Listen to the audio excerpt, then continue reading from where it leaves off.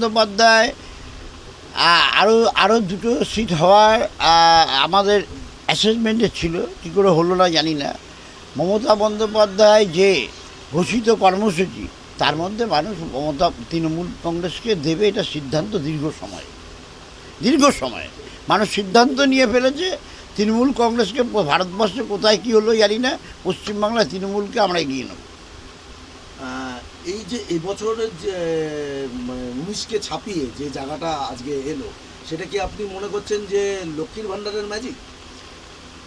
শুধু লক্ষ্মী ভাণ্ডার নয়, মমতাদি 56 রকম প্রকল্প সারা পশ্চিমবাংলায় ইমপ্লিমেন্ট করেছে, যাতে অন্তত 80 থেকে 90% লোক কিছু হলেও পায়।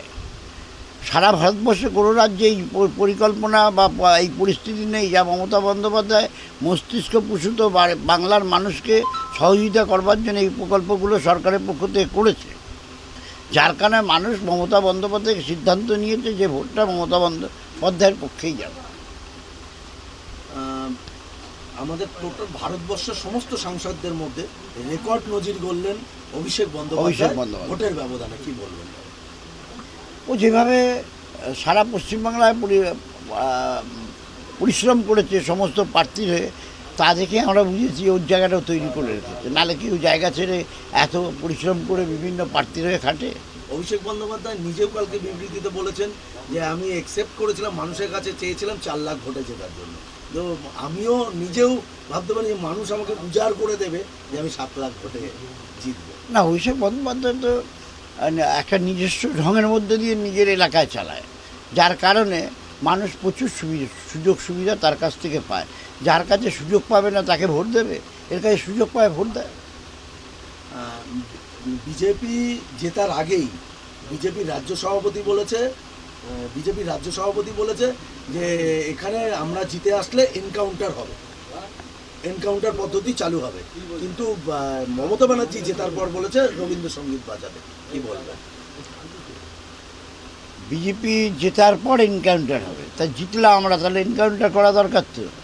কিন্তু এই পরিস্থিতিতে রাজনীতি চলে না। এর আগের বারও মমতা বন্দ্যোপাধ্যায় যখন পশ্চিমবাংলায় ক্ষমতায় এসছেন 11 সালে, সেই সময়ও বলেছে, আজও বলছে শান্তি চাই।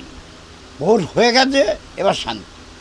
আমরাও গতকাল আসার পর বিভিন্ন জায়গা থেকে খবর পাচ্ছি, আমরাও তাকে আটকে দিয়েছি। করা যাবে না, ভোটের মধ্যে দিয়ে আমাদের রাজনীতি করতে হবে, মানুষের পাশে দাঁড়িয়ে রাজনীতি করতে হবে।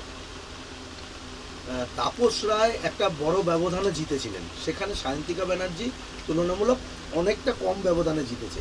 এর কারণটা কি হতে পারে? কারণটা একটাই, আমার বিশ্লেষণের মধ্যে দিয়ে, সঠিক বেঠিক জানি না। তাপস রায় তৃণমূলের প্রার্থী ছিল, চলে গেছে, এবার সায়ন্তিকা বন্দ্যোপাধ্যায় এসছে। সে তাপস রায় কেন চলে গেল বা আমরা তো খোলসা করে বলতে পারছি না মানুষের কাছে, তাহলে তো আমার উপরে শুধু সেটালে আমার গায়ে পড়বে।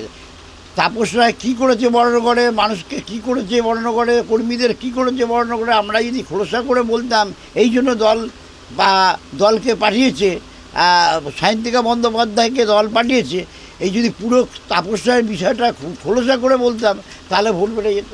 এটা আমাদের ব্যর্থতা।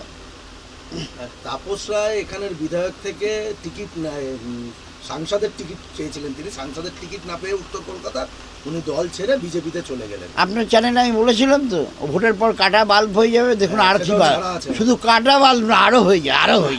আজকেই ওর বাড়ির সামনে গিয়ে যায়, ওনাকে এখন সন্ন্যাসী হতে হবে।